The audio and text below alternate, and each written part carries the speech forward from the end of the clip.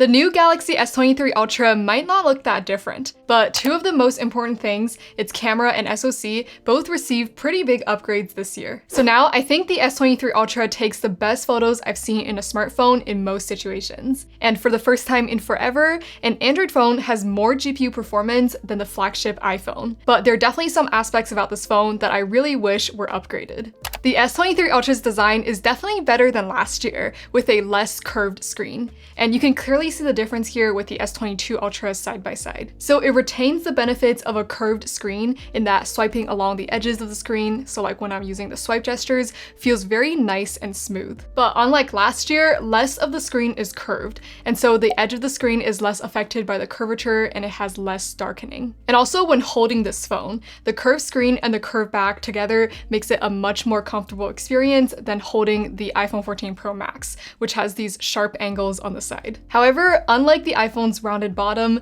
the S23 Ultra has pretty sharp 90-degree angles here. And so if you often hold your phone horizontally, it might be a bit uncomfortable because it does cut into your hand. It seems like it was designed this way to better fit the S Pen. However, there are older Samsung Note phones with a curved bottom edge. So I do hope this sharp angle will be softened out at least a little bit in the future. But in general, I do really like the inclusion of the S Pen. I can pull it out and immediately start writing on the phone with the screen off memo feature. It's super convenient and I use it pretty often to write down notes. But curvature aside, this is perhaps one of the best screens on a phone right now. It's a 2K plus display with an adaptive 120Hz refresh rate, but it still cannot go as bright as the iPhone, topping out at 1750 nits, so just like last year. Now, this is not too far behind the iPhone's 2000 nits, especially since nits is measured on a log scale. However, for those super bright sunny days, more brightness will definitely help. And the S23 Ultra is just a tiny bit heavier than last year at 234 grams. So even without the stainless steel rim, it's almost the same weight as the iPhone 14 Pro Max. You definitely don't want to drop this thing on your face. But other than that, the S23 Ultra's design didn't really change much from last year. It still has its individual camera cutouts that are just slightly larger, and they are using the Gorilla Glass Victus 2, which is supposedly more tough, but in the hand, it feels pretty much the same. The back is a well-textured matte glass that's fairly fingerprint resistant. Overall, I think the S23 Ultra's design is very clean looking, and this year it comes in 4 different colors. This one is the cream one, but there's also black, lavender, and green. And I thought the cream one is basically just white, but with the white iPhone side by side, I think it definitely looks a lot more off-white. And the S23 Ultra has the usual IP68 water and dust resistance, and also the same ultrasonic fingerprint reader as before. And it also does have slightly better speakers with more bass, which is pretty nice. Alright, so one of the biggest upgrades this year is a new SoC, which is the Snapdragon 8 Gen 2. And it's actually a huge jump in performance, especially considering that it's using the same TSMC 4nm manufacturing process as the 8 Gen 1. It has almost 30% faster single core and 50% faster multi-core performance, which is a lot. And this is partially thanks to the S23 Ultra's CPU being slightly higher clock than some other phones with the 8 Gen 2. But even then, it's actually still slightly behind the iPhone. But I think the more impressive aspect is its GPU performance. For the first time in forever, it actually beat out the flagship iPhone by 10%. And I think it's got better cooling than the iPhone as well. It thermal throttles less than the iPhone and maintains very high performance for noticeably longer than both the S22 Ultra and the iPhone 14 Pro Max. Immediately after running a 20-minute benchmark, the S23 Ultra did measure a few degrees hotter than the iPhone, but I couldn't really feel this difference with my hands. So if you're a mobile gamer and the game you play has similar graphical settings on both Android and iPhone, then you're likely to have a much better time on the S23 Ultra. And if you're upgrading even from last gen, this phone might be over 50% faster in some games. So a night and day difference. And also the Snapdragon 8 Gen 2 will be in the S23 Ultras across the globe, so it'll be an even bigger upgrade for those who were previously in the Exynos regions. And this new SoC is noticeably more efficient as well. I charged the S23 Ultra to 100% and then did did video playback on it for 9.5 hours to get a more accurate result. And by the end of it, it still had 30% left. That's 8% more than the S22 Ultra in the same test. This is quite an impressive result, especially considering that the battery size is the same 5,000 milliamp hours. But the iPhone is still the strongest in battery life. Even though the 14 Pro Max has a smaller 4,300 something milliamp hour battery, in the same test, it ended up with 35%, so beating the new S23 Ultra by 5%. And when it comes to heavy gaming, those impressive numbers do come at a cost. In a 1 hour long test running a benchmark loop, the S23 Ultra drained 31%, which is 3% more than last gen and 10% more than the iPhone 14 Pro Max. And in terms of the storage, so this year, the baseline is now 256 gigs. And since the starting price stayed the same, in a way, the S23 Ultra is cheaper than last gen. And I think for a camera-focused phone like this one, the 256 starting storage makes sense. High resolution photos are pretty huge.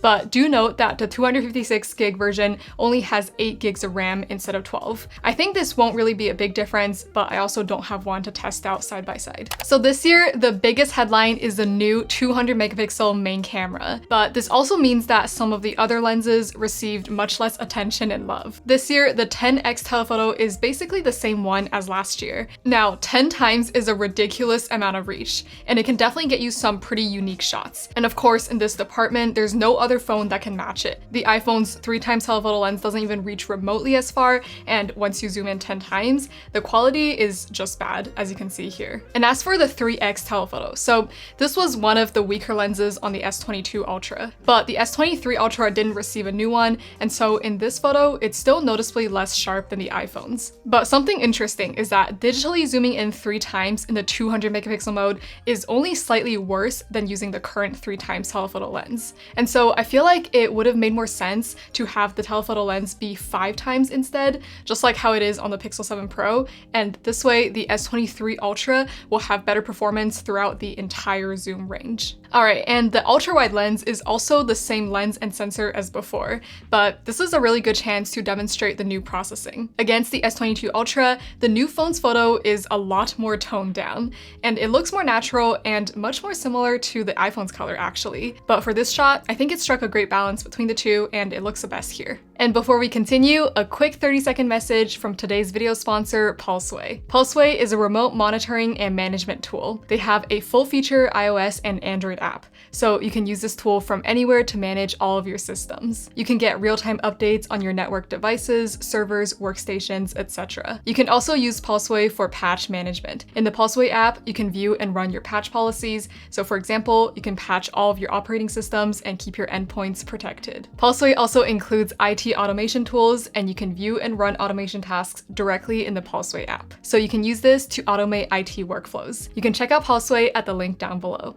Alright, and as for the new 200 megapixel main camera, so the sensor is larger than before, but it's actually still slightly smaller than the iPhone 14 Pro and Pro Maxes. However, the Ultra does have a faster lens that lets in more light.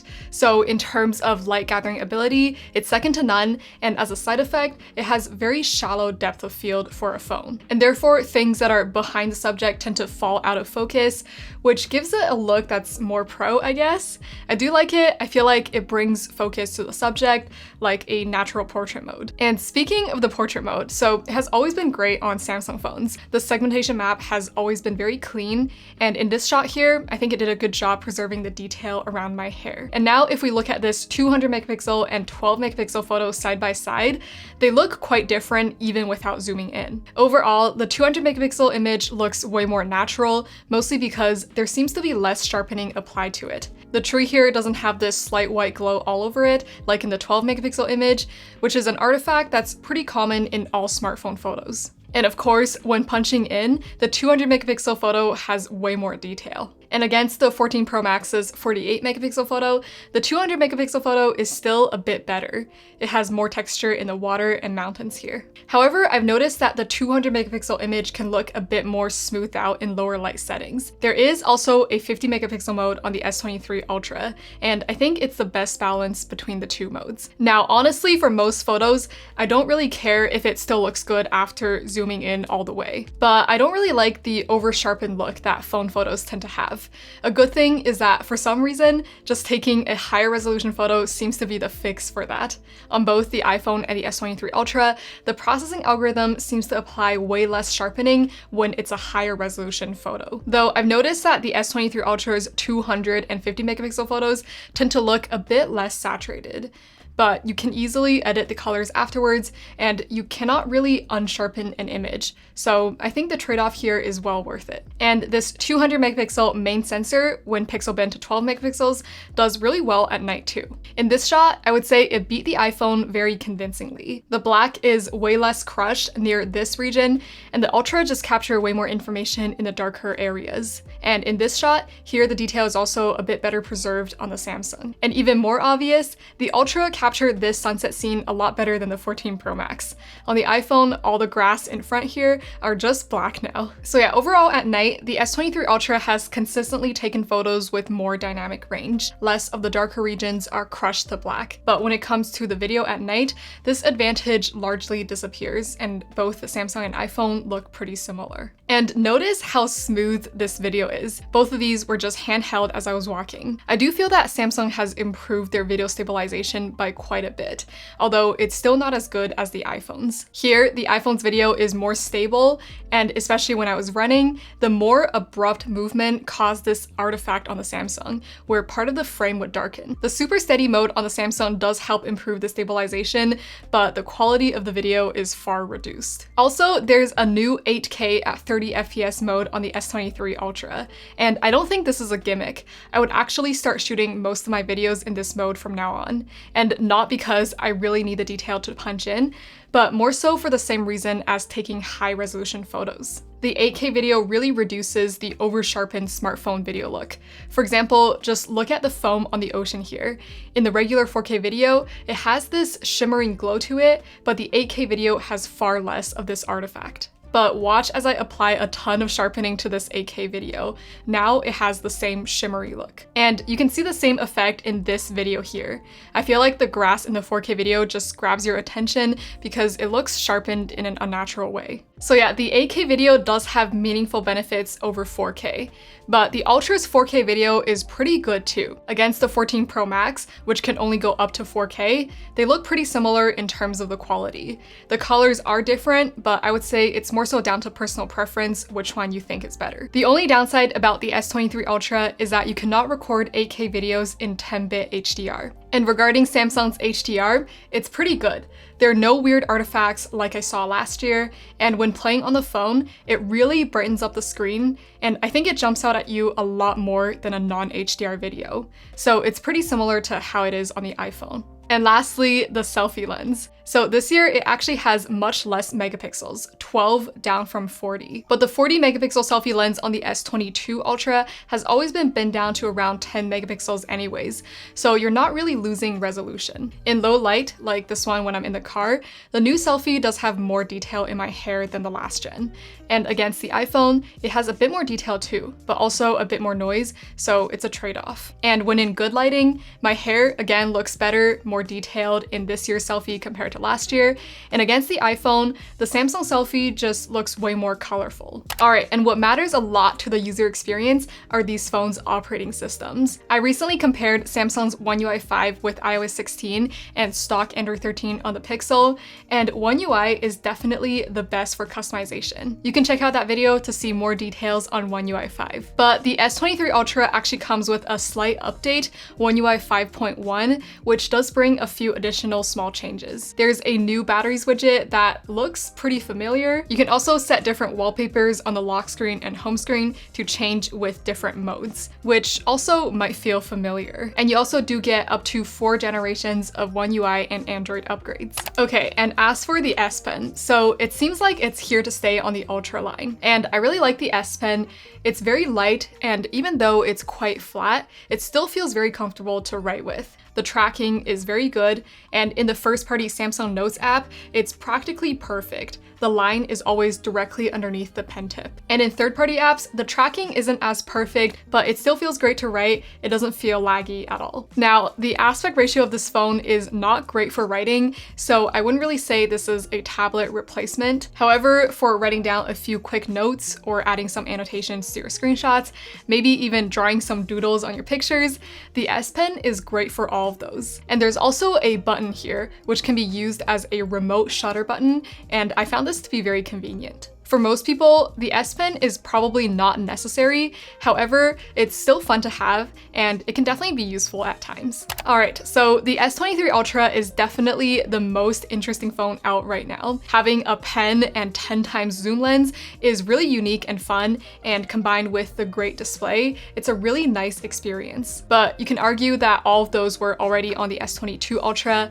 but I think the huge increase in speed and efficiency alone makes this a pretty substantial upgrade. And not to mention the new main and selfie camera, probably the two most commonly used cameras on a phone, got some pretty notable upgrades as well. And for the gamers, Android is finally a close match against the iPhone in raw performance. So although the S23 Ultra might seem a bit boring at first, I think it's an extremely solid upgrade over last gen. But part of me feels like it isn't complete in its evolution.